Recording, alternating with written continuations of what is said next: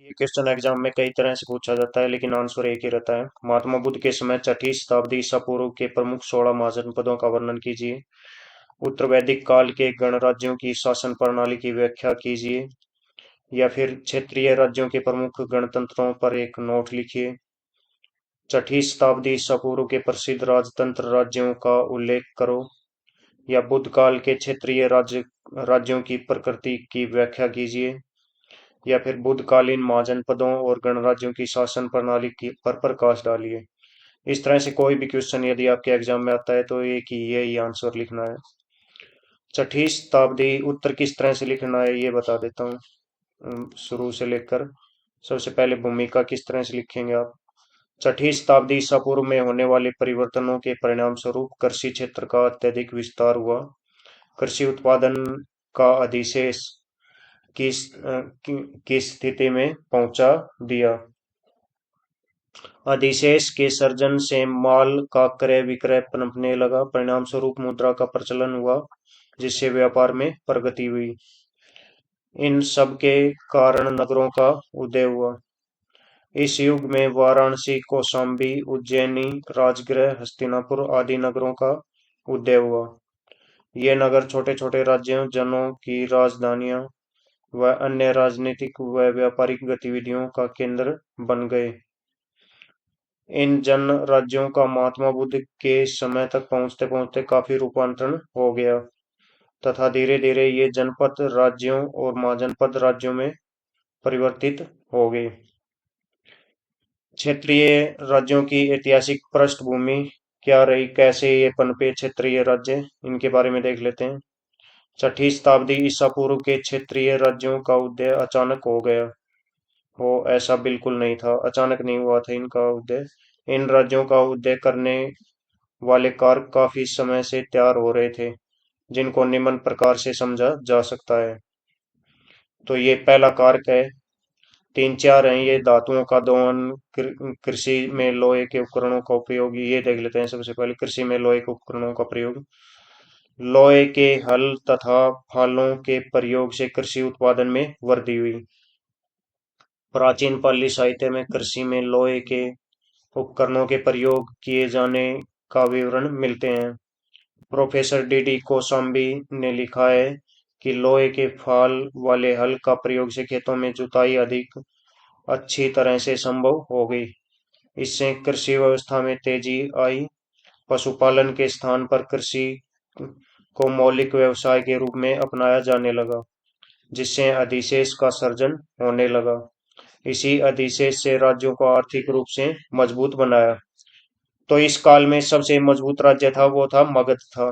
तो मगध की मजबूती का कारण क्या था। यहाँ पर लोहे की बहुत सी खदानें थी मगध एरिया में। इस कारण से ये सबसे ज्यादा शक्तिशाली और मजबूत लोहे से हथियार वगैरह बनाए जाने लगे और कृषि के उपकरण भी बनाए जाते थे। इसी कारण से ही लोहे की उपस्थिति के कारण से ही मगध राज्य उस समय सबसे शक्तिशाली राज्य के रूप में बनकर उभरा था। सबसे शक्तिशाली महाजनपद था ये। आसपास के सभी जनपदों को जीतकर इसने अपने को शक्तिशाली बना लिया था। धातुओं का दोहन। कौशाम्बी, प्रहलादपुर, बनारस, चिरांद, वैशाली, पटना, सोनपुर और चंपा के उत्खननों से काले ओपदार मर्द भांडों के साथ बड़ी मात्रा में लोहे की वस्तुएं मिलना धातु दोहन की पुष्टि करता है। इस प्रकार लोहे अयस्क की भरपूर आपूर्ति और इसके निर्माण की प्रौद्योगिकी में सुधार जैसे कारणों ने कृषि और हस्तशिल्प उत्पादन में महत्वपूर्ण भूमिका निभाई, जो राज्यों के विकास का आधार बनी। धातु मुद्रा का प्रचलन। छठी शताब्दी ईसा पूर्व में धातु की मुद्रा का प्रचलन भारतीय अर्थव्यवस्था का महत्वपूर्ण पक्ष था। धातु मुद्रा के प्रयोग से व्यापार व वाणिज्य में उल्लेखनीय वृद्धि हुई। इस काल में हजारों की संख्या में चांदी के सिक्के और सिक्के मिलना भी व्यापार की प्रगति के द्योतक हैं। इस प्रकार मुद्रा प्रणाली के विकास ने नगरों के उदय तथा राज्य के विकास की आधार भूमि तैयार की। और नेक्स्ट पॉइंट देख लेते हैं, नगरीय पक्ष का उदय। प्रोफेसर आर एस शर्मा की मान्यता है कि मध्य एशिया के साथ व्यापार होने के कारण उत्तरी भारत में नगरों का विकास हुआ और रोम तथा दक्षिण पूर्वी एशिया के साथ व्यापार के कारण दक्षिण भारत के शहर विकसित हुए। व्यापारिक मार्गों पर स्थित नगरों का महत्व बढ़ता गया और ये नगर धीरे धीरे आर्थिक गतिविधियों के साथ साथ राजनीतिक गतिविधियों के केंद्र भी बन गए। इस तरह के नगरों के उदय से कई प्रकार के उद्योग धंधों का विकास हुआ। धीरे धीरे व्यापारिक नगर राजनीतिक गतिविधियों के केंद्र बनकर उभरने लगे। राजा की शक्तियों में वृद्धि। छठी शताब्दी ईसा पूर्व होने वाले विभिन्न परिवर्तनों के परिणामस्वरूप राज्यों में आय काफी बढ़ गई। व्यापारिक वस्तुओं पर लगाए जाने वाले कर राजकोष को बढ़ाने के मुख्य साधन बनकर उभरे। राज्य की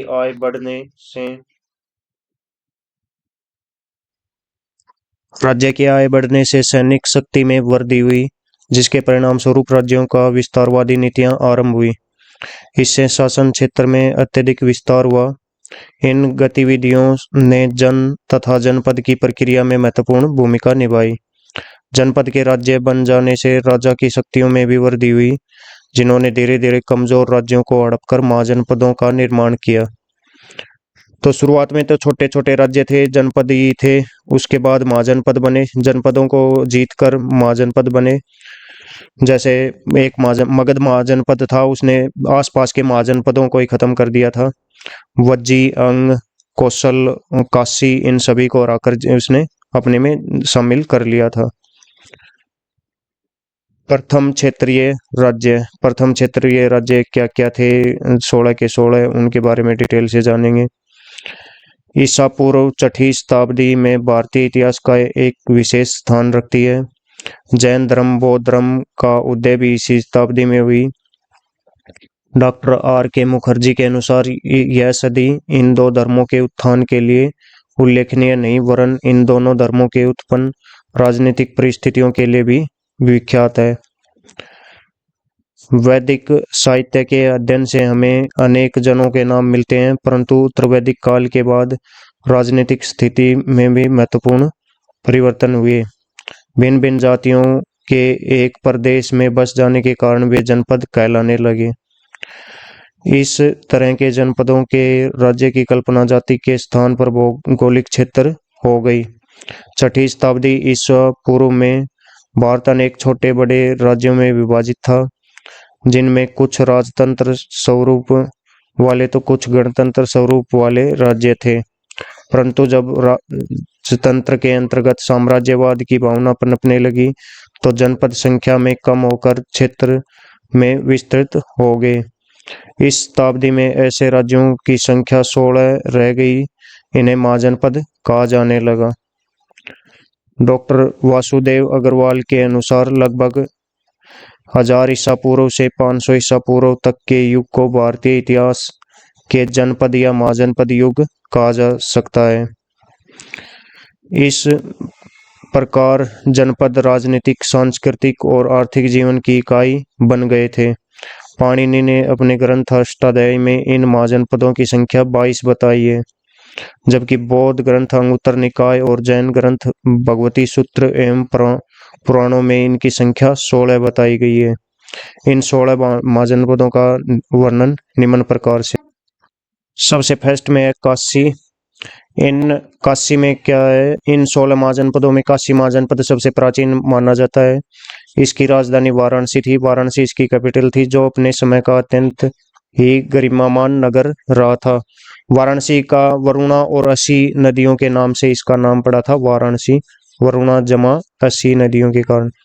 इसका विस्तार 36 वर्ग मील में था। बौद्ध और जैन ग्रंथों में इस नगर को व्यापार, शिक्षा और शिल्प का केंद्र माना गया था।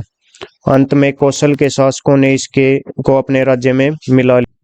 काशी राज्य पर कौशल ने कब्जा कर लिया था और बाद में कौशल पर भी मगध ने कब्जा कर लिया था और काशी पर भी, दोनों पर ही मगध का कब्जा हो गया था। मगध राज्य के अधीन हो गए थे ये राज्य। और ये राज्य इससे पहले दहेज में भी दिया गया था। किसको? मगध के राजा बिंबिसार की शादी में बिंबिसार की शादी हुई थी कौशल के राजा प्रसेनजीत की बहन से, उसमें दहेज में दिया गया था।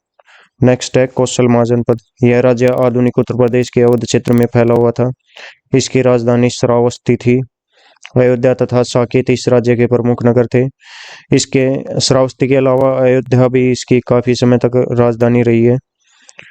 प्राचीन काल में यहाँ पर सूर्यवंश के प्रतापी शासकों ने शासक किया था। सूर्यवंश इक्ष्वाकु वंश के राजाओं ने यहाँ पर, राम के वंशजों ने यहाँ पर शासन किया था। अयोध्या क्षेत्र भी इसी के अंदर में आता था, कौशल महाजनपद के, जिनमें सत्यवादी हरिश्चंद्र, दिलीप, रघु, दशरथ और मर्यादा पुरुषोत्तम राम का नाम भी विशेष उल्लेखनीय है। बुद्ध के समय यहाँ के राजा प्रसेनजीत थे। ये राजा प्रसेनजीत बुद्ध के परम मित्र थे। इनकी बहन कौशल देवी के विवाह में मगध नरेश बिंबिसार के साथ हुआ था और दहेज में काशी महाजनपद दिया गया था इनको। और नेक्स्ट है जो तीसरा अंग महाजनपद। महाजनपद आधुनिक बिहार के मुंगेर और भागलपुर जिलों में फैला हुआ था। चंपा और गंगा के संगम पर इस राज्य की राजधानी बसी हुई थी, जिसका नाम चंपा था। चंपा ही इसकी राजधानी का नाम था। इसका प्राचीन काल में मालिनी नाम से भी मालिनी नाम भी दिया गया था। तत्कालीन साहित्य से पता चलता है कि चंपा नगरी भारत के प्रमुख नगरों में से एक थी। सब उस समय के प्रमुख नगरों में से एक थी। यहाँ के व्यापारी दूर दूर तक के देशों के साथ व्यापार करते थे।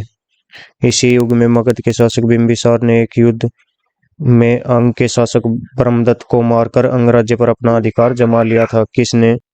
बिंबिसार ने इस राज्य को अंग महाजनपद को जीतकर अपने राज्य अजातशत्रु को, अपने पुत्र अजातशत्रु को सौंप दिया था। अजातशत्रु ने बाद में बिंबिसार की हत्या करके मगध की गद्दी हासिल की थी। नेक्स्ट, मगध महाजनपद। प्राचीन मगध बिहार में गया तथा पटना जिलों में फैला हुआ था। इसकी राजधानी राजगृह थी। राजा बिंबिसार और अजातशत्रु के समय में यह उत्तर भारत का सबसे शक्तिशाली राज्य बन गया था। राजा बिंबिसार ने युद्ध और कूटनीति का सहारा लेकर मगध राज्य का विस्तार किया था। उसके शासनकाल में मगध राज्य में 8000 गांव थे। अजातशत्रु के पोते उदयन ने बाद में पाटलिपुत्र को मगध की राजधानी बनाया। ये अजातशत्रु के पोते नहीं थे, पुत्र ही थे, और बिंबिसार के पोते थे। बिंबिसार के पोते थे उदयन। मगध की राजधानी बनाया। अवंती राज्य को जीतकर इसका और अधिक विस्तार किया। वज्जी अगला महाजनपद है। वज्जी ये भी बिहार में था। वज्जी महाजनपद यह राज्य गंगा नदी के उत्तर में नेपाल की पहाड़ियों तक फैला हुआ था। इसकी राजधानी वैशाली थी। वज्जी महाजनपद में 8 छोटे छोटे गणराज्य शामिल थे, जिनमें विदेह, लिच्छवी और गात्रिक मुख्य थे। वज्जी महाजनपद की राजधानी क्या थी? वैशाली थी। गुप्त काल के साहित्य में वैशाली के लिच्छवियों का महत्वपूर्ण उल्लेख मिलता है। यहाँ के व्यापारी काफी समर्थ थे और वज्जी महाजनपद की खास बात थी, ये दुनिया का पहला गणतंत्र था। दुनिया का पहला गणतंत्र था ये। नेक्स्ट है मल महाजनपद। मल महाजनपद एक गणतंत्र राज्य था। इसका वर्णन महाभारत में भी मिलता है। यह गणराज्य 2 भागों में बटा हुआ था। एक भाग में राजधानी कुशीनगर तथा दूसरे भाग में पावा थी। पावा वह स्थान था जहाँ भगवान अंतिम भोजन किया था। वह स्थान था भगवान बुद्ध ने अंतिम भोजन वहां पर किया था। कुशीनगर में उनकी मृत्यु हुई थी। महापरिनिर्वाण कहाँ पर प्राप्त किया था भगवान बुद्ध ने? वो किया था कुशीनगर में। इन 2 नगरों का बहुत धार्मिक महत्व था, जिसके कारण मल राज्य की बड़ी प्रतिष्ठा थी। बाद में मगध ने इसे अपने राज्य में विलीन कर लिया था।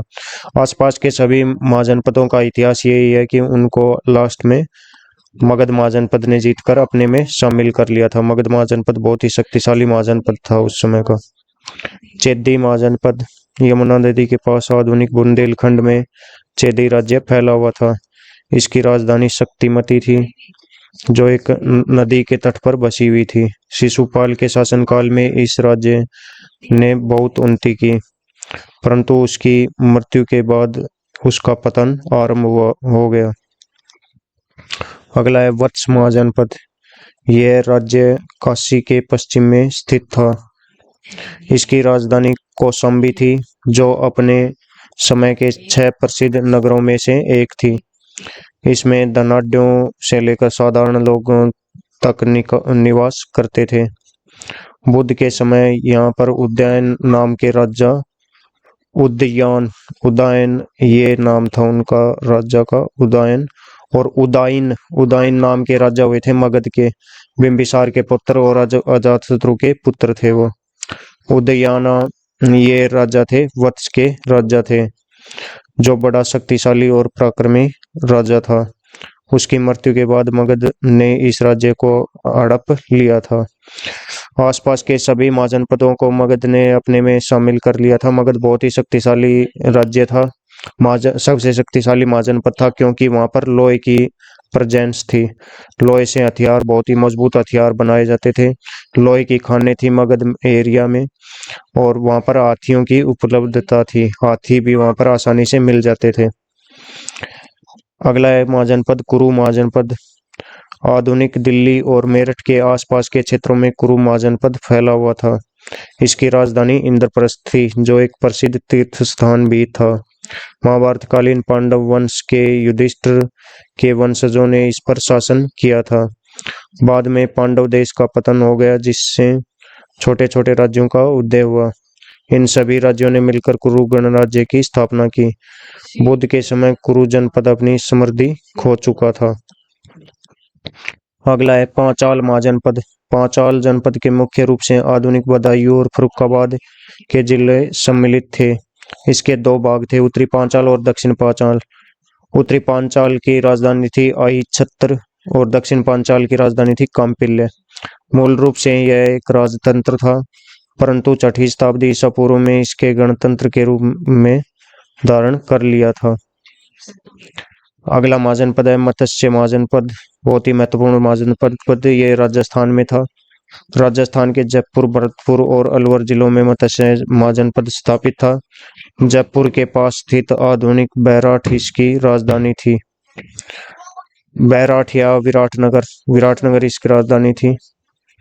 महाभारत काल में राजा विराट मत्स्य में शासन करते थे।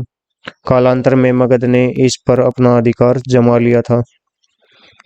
सूरसेन महाजनपद। मगध का कब्जा यहाँ तक भी हो गया था, राजस्थान तक भी हो गया था उस समय। सूरसेन महाजनपद मथुरा के आसपास के क्षेत्र सूरसेन राज्य स्थापित था। यमुना नदी के तट पर बसी मथुरा इसकी राजधानी थी।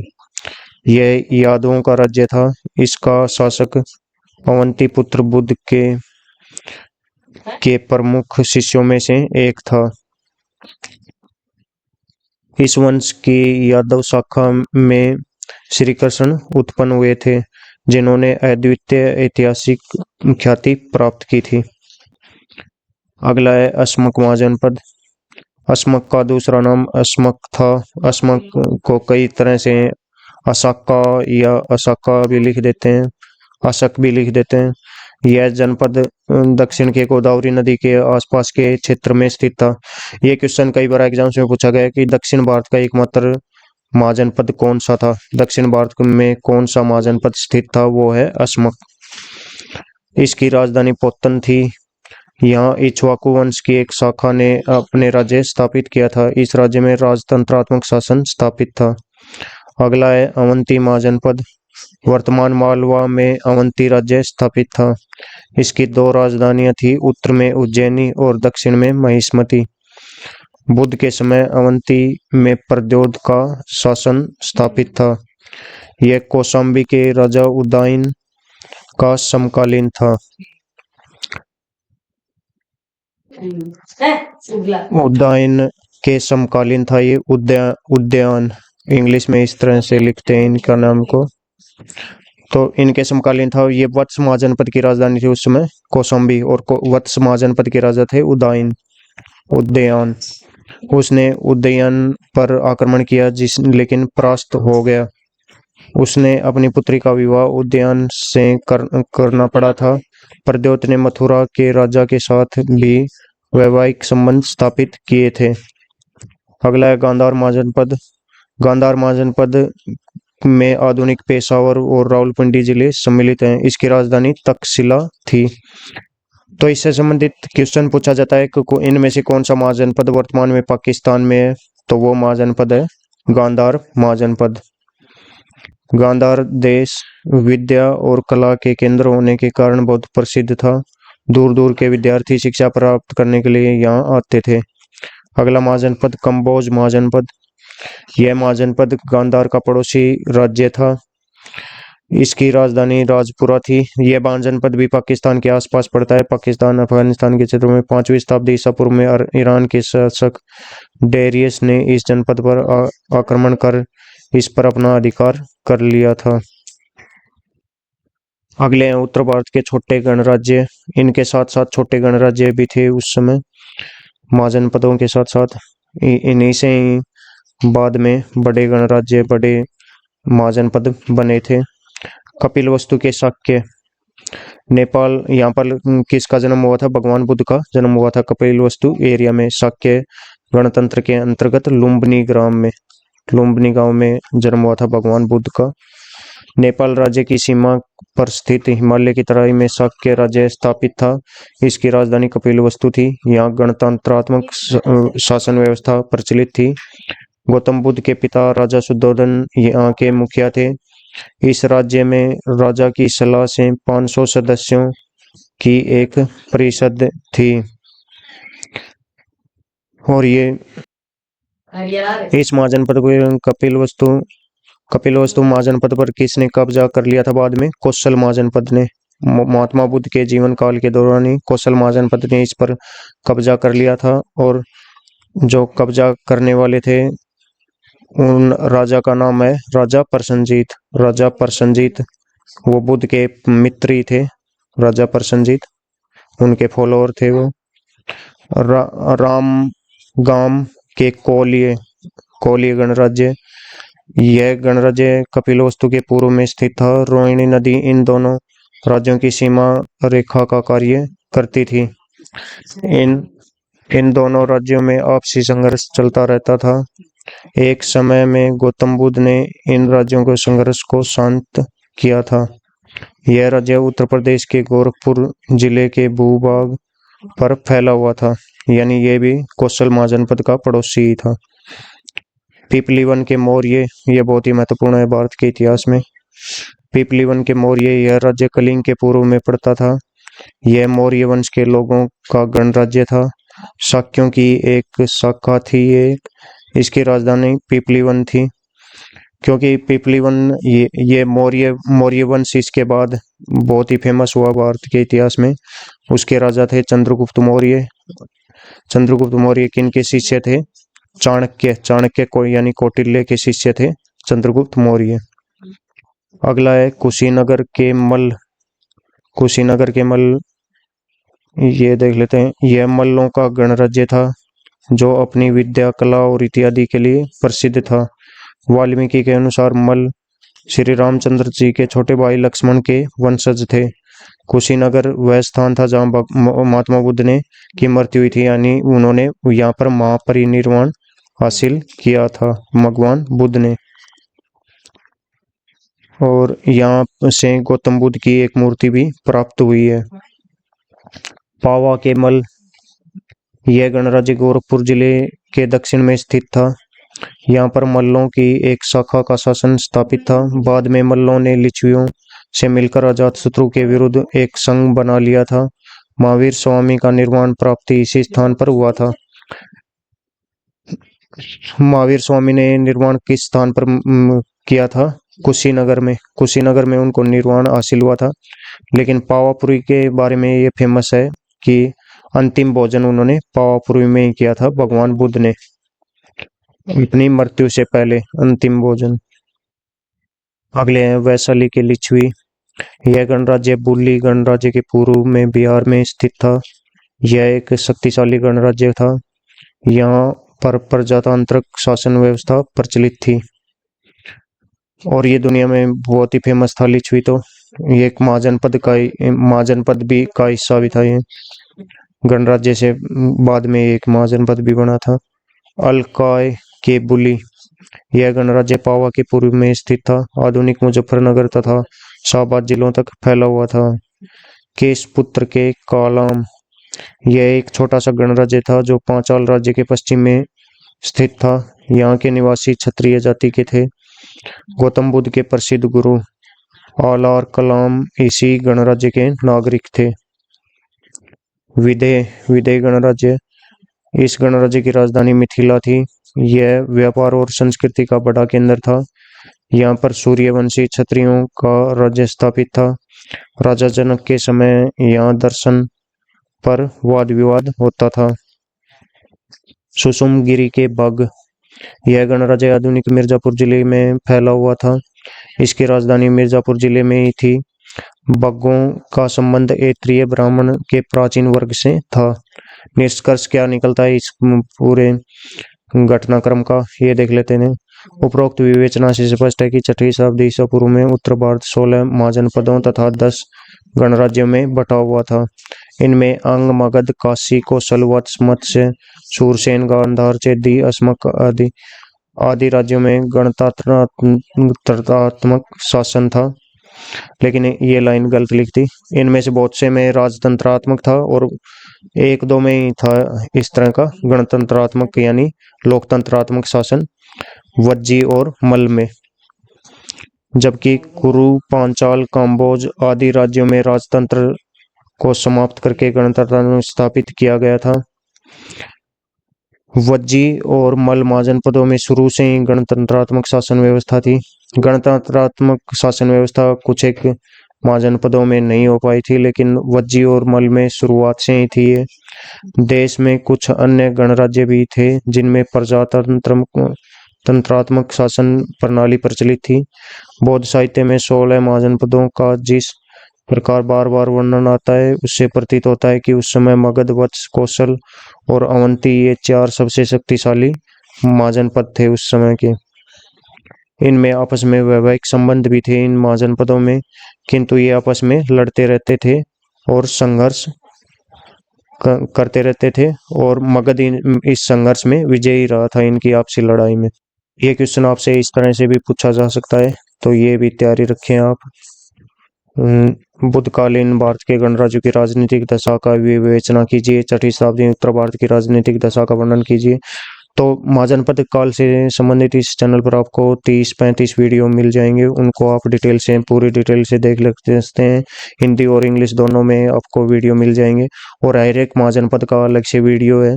काशी महाजनपद हो, मगध हो, या फिर वज्जी हो, या फिर अंग महाजनपद हो, या फिर कौशल महाजनपद हो, सभी का अलग से सेपरेट वीडियो है, वो भी आप जरूर देख लें।